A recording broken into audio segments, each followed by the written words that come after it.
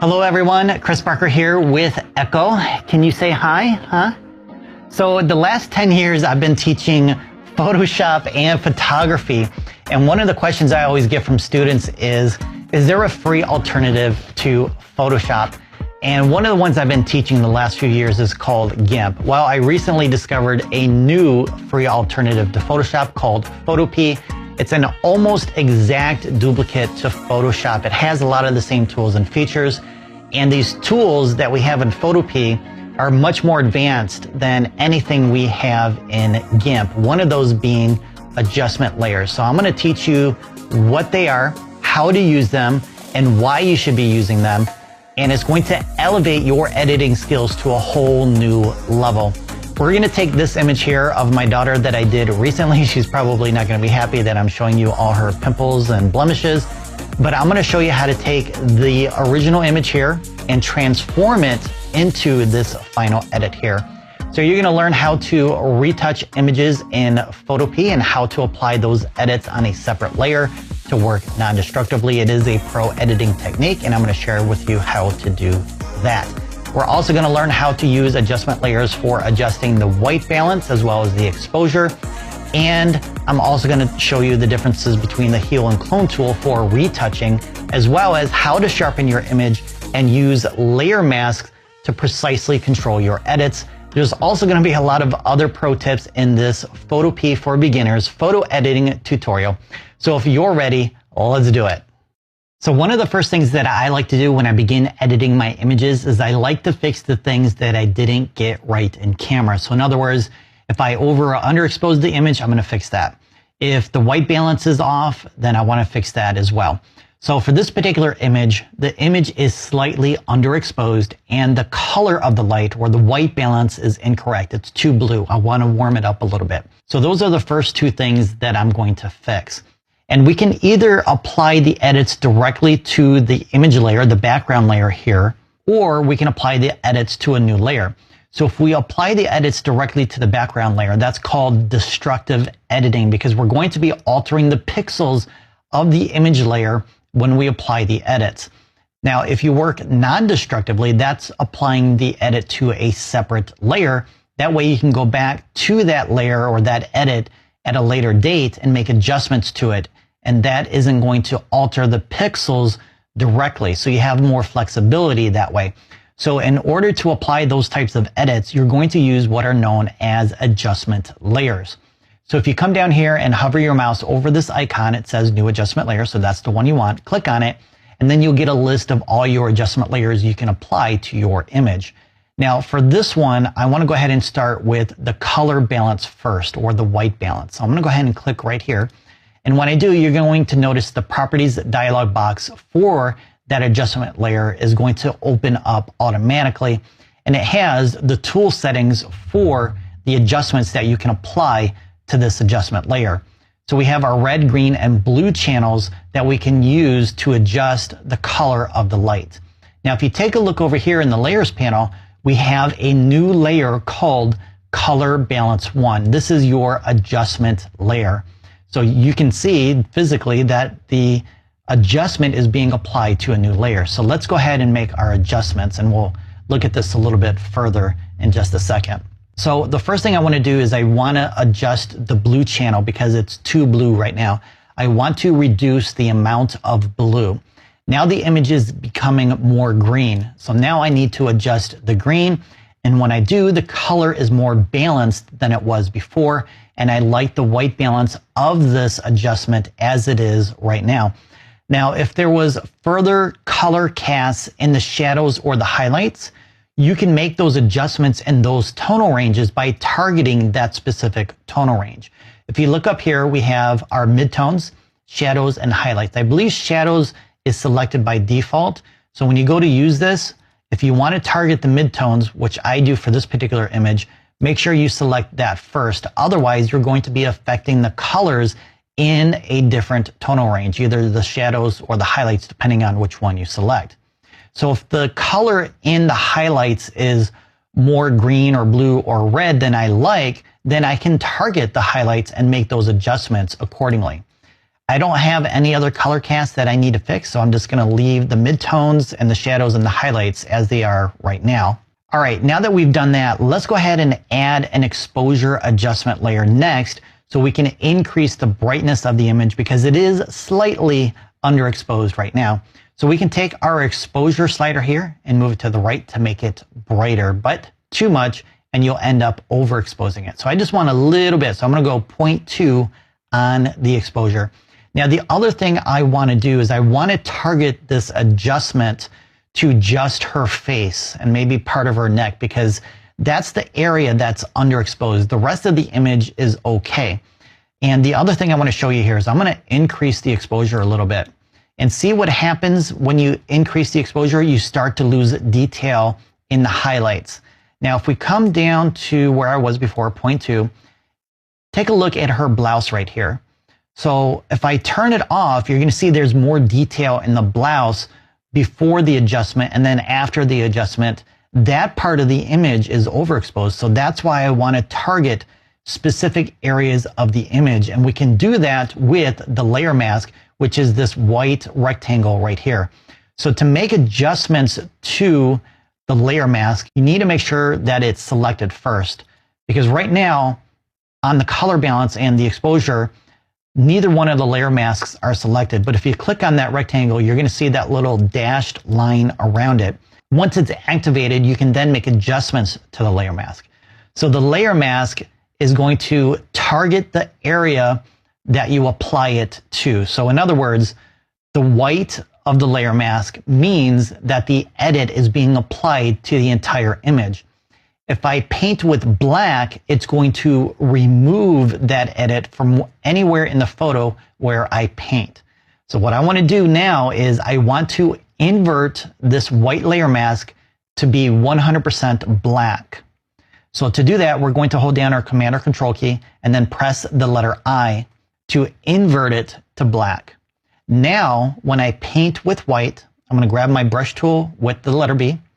And if I right click on the image, I can increase or decrease the size of that brush. And I'm going to make it right around 500 pixels. And then you want to make sure that the hardness is below 50%, around 20, 25%. It's going to depend on the image that you're working on. So for this one, I'm going to set the hardness to 20%. That simply means that the edge of the brush is softer. It's feathered. So it's not going to create a hard edge. If you have a hard edge, it's going to look unnatural. So we also want to make sure in our foreground color swatch here that it's set to white. So once you click on that, you can select the white color here. And then when you begin painting with white, it's going to add that exposure adjustment that you applied in the properties box. And as you can see, her face is now becoming much brighter than it was before. How cool is that? So that's the great thing about the layer mask. You can control where the edit is being applied. Now here's the cool thing about adjustment layers. Now check this out. I'm going to come down here to the color balance adjustment layer and I'm going to double click on this icon. That's going to bring that property box back. So if I close this file and came back tomorrow and decided that the image is too warm, I can now go into that adjustment layer and make adjustments according to what I need to do. So I didn't physically alter the pixels in the image itself. Adjustment layers, they're a huge time saver and it's going to help you elevate your editing by allowing you the flexibility to make changes later on as needed. I love adjustment layers and I think you will too. All right, let's go ahead and whiten her teeth. Now they're not that bad. Let's go ahead and zoom in here. I'm going to grab my zoom tool with the letter Z. I'm going to click and drag my mouse and I'm holding down my left mouse button as well. And that allows me to zoom in exactly where I clicked. So to whiten her teeth, like I mentioned, they're not that yellow. Maybe these two teeth back here and maybe this one and this one.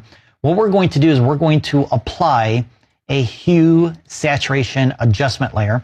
And we're going to desaturate the image. So I'm going to drop the saturation down to around -65. You don't want to go too far. If you go to -100, it's going to look unnatural. So maybe even like minus 50 to minus 55 or something like that. We just want to tone it down a little bit. Now what I want to do is I want to invert that layer mask so I can paint the edit exactly on the teeth that need to be fixed.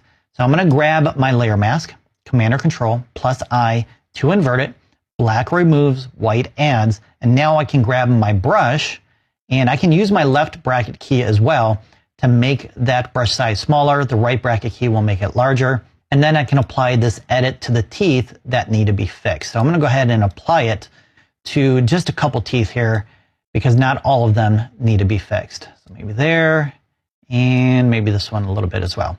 All right, I'm going to zoom out with Command or Control plus the 0 key. That zooms all the way out. If you click on this little icon here, it will close the property box.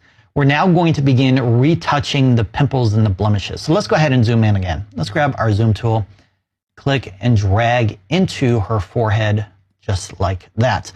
All right, so we have a couple of retouching tools and we have them in two different groups. We have a clone tool and we have a healing tool or a healing brush. So within the healing tools, there are several types of tools that you can use to retouch your images. So if you take a look right here, kind of looks like a Band-Aid. If you right click on it, you're going to notice several different types of retouching tools. The ones that I like to use for retouching or removing blemishes is the healing brush and the spot healing brush tool. You can use the patch tool and the content aware move tool as well. It's just a habit of mine. It's something that I've been using forever with the spot healing brush. So that's what I like to use, but you may want to experiment with these as well. And then right here we have our clone tool. So they both do similar things, but slightly differently. So what they're going to do is they're going to sample a part of your image to cover up the pimples or the blemishes or whatever it is you want to remove in your image. But they're going to apply what they're copying differently. So the clone tool is like a Xerox machine. It's going to copy those pixels exactly to cover up the area that needs to be fixed. So you need to make sure that you're selecting an area that's similar to the pimple that you want to remove or whatever it is you're trying to remove. So when it comes to the clone tool, you need to tell PhotoPea what part of the image to clone from. So to do that, you're going to hold down your Alt or Option key, and let's say we want to remove this blemish right here. You're going to click when you're holding that key down right above it because those pixels are very similar, and then when you paint over that area, it will cover it up. I will show you how that works in just a second. Let's talk about the healing brush tool first. So we have two types, the healing brush and the spot healing. So the healing brush tool is similar to the clone tool in that you have to tell PhotoPea what area to clone from.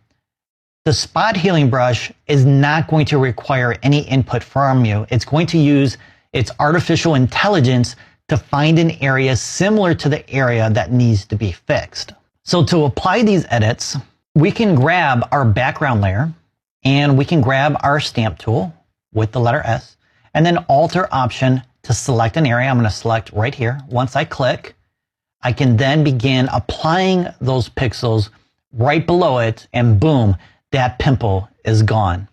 Now, the one thing you want to make sure you're doing when you're using the clone tool in this manner to retouch something, you want to make sure that the hardness is not at 100%. Otherwise, it's going to look unnatural. So you want to feather that edge and make it much softer.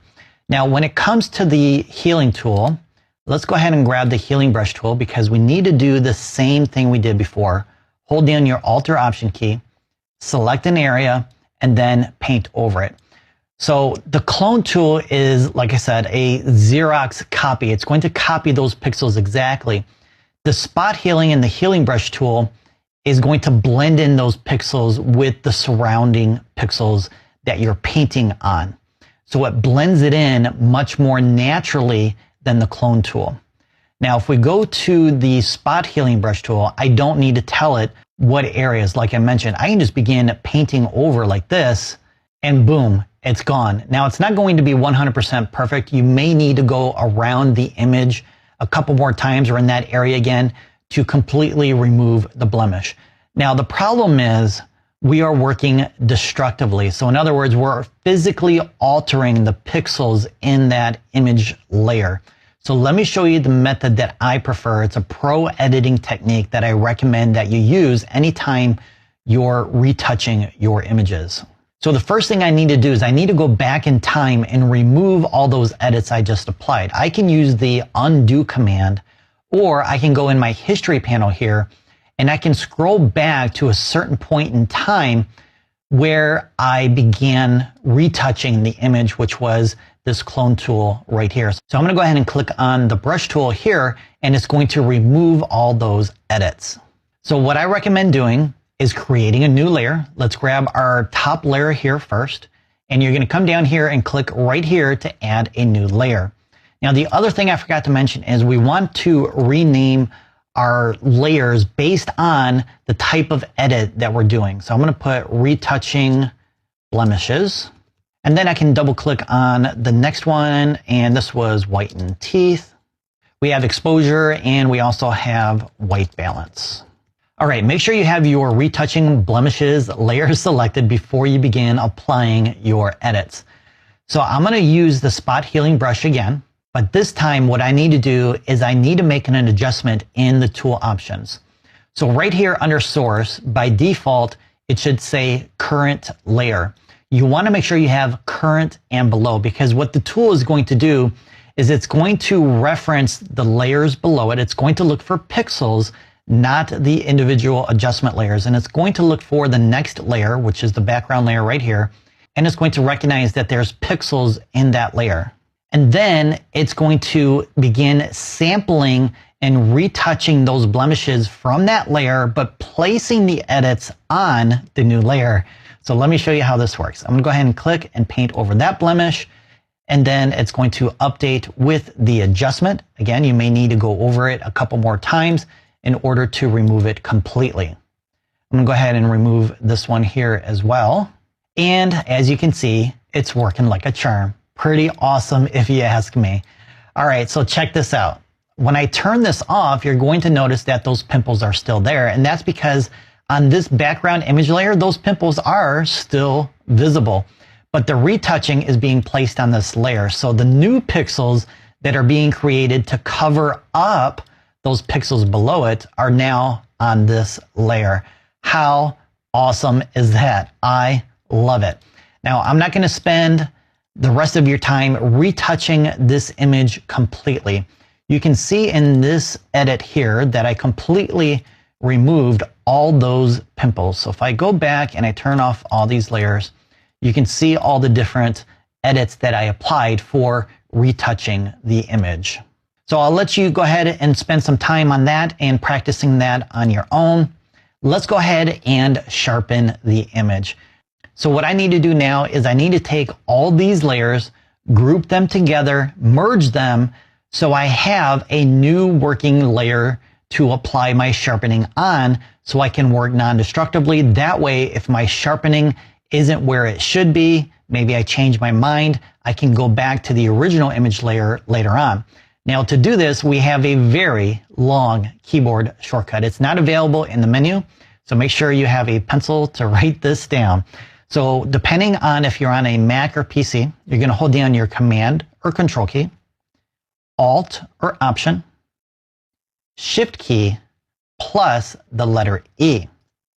So what that did, if you take a look right here, we have a new layer called Retouching Blemishes, but take a look at the preview.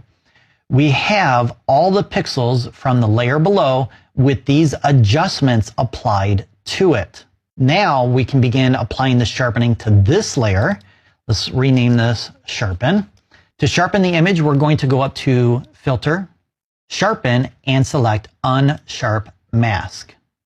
Now if I zoom in here, we can definitely see that the image is much sharper than it was before, but in my opinion, it is way too much. So these are the default settings, and take a look at her skin after that sharpening is applied.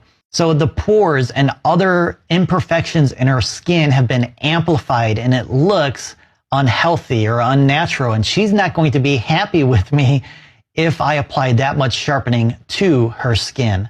So the first thing I want to do is I want to reduce the amount of sharpening, and then I will use a layer mask to target the area that I want to apply the sharpening to. And I'm going to tell you the areas that I prefer sharpening in just a second. So let's go ahead and drop the radius down to right around 1 pixel. I think I'm going to go ahead and just type in 1 right here, click the tab key, and it's going to update. Maybe just a little bit more. I'm going to go 1.5 on the radius. So that reduces the amount of sharpening overall, but I can definitely see that the sharpening is better in some parts than others still. So what I want to do is go ahead and click OK and apply a layer mask by clicking right here to add that layer mask. We're going to invert it again with, that's right, Command or Control plus I to invert it. Then we're going to grab our brush and we're going to set the foreground color to white. And then the areas that I like to sharpen are her eyes. Now, this particular eye right here, you're going to notice it's out of focus. And that's because of the aperture that I use for this particular image. I believe it was f1.8. The depth of field was really shallow. So there's not a whole lot that we can do for this particular eye, but that's okay. What we want to do as well is sharpen the eyebrows a little bit. And I'm going to go really large on the brush here. I'm going to go ahead and grab my zoom tool first. I'm going to hold down my Alt or Option key and click to zoom out. Now with my brush tool, I'm going to right click and increase the size, maybe right around 350. And I want to sharpen up her hair as well. Now the other thing you can do if you find that the sharpening is too much, you can paint with gray, which is going to apply that edit at a smaller amount, or you can come over here and adjust the opacity to tone it down a little bit as well. All right, so if you want to continue learning how to edit with PhotoPea, go ahead and check out that playlist right there.